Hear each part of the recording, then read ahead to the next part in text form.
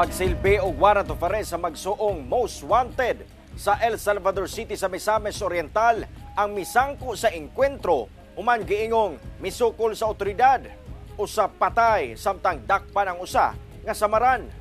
Ang detalye sa report ni James Paulo Yap.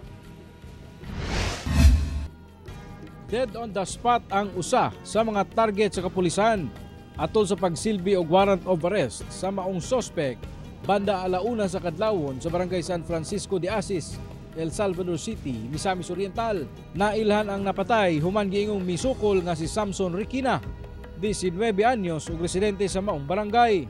Ang sospek wanted sa kasong robbery. Sumala sa kapulisan, dihang paduol na sila sa payag nga gitaguan sa mga sospek, kalit lang silang gipabuthan gamit ng usa ka improvised shotgun. Despite sa ato ang effort sa kauban ato sa kapulisan nga mapasurrender gud siya maayo kay ang ato abegel nga fundamental duty is to save lives. Unya kay ni kuan man gid sila accordingly sa kuan ni pabuto kuan man gid sila natin man gid sila og kuan pabuto sa ato ang kuan mao tong ni return para ang ato ang kauban sa kapulisan.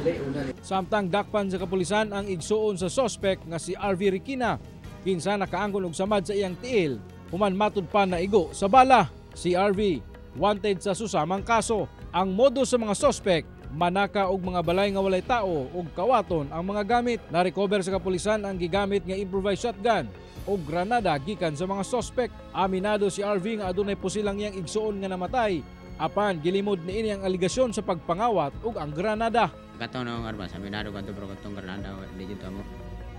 La gito. Surrender unta mi ato pag na daw mo binawaran. Na may istorya pa sa mga tao nga ibitay man kuno may kuan mis pulis de wa na lang may mo surrender.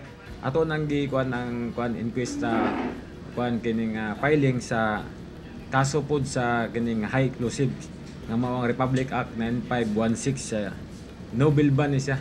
Doon the process pod ang ato ang regular filing sa ato ang 10591 sa kining illegal possession of firearms ka naman sa improvise nga firearms nga na kuan confiscate sa iya at the same time katong grenade mo tong sa kuan sa high explosive.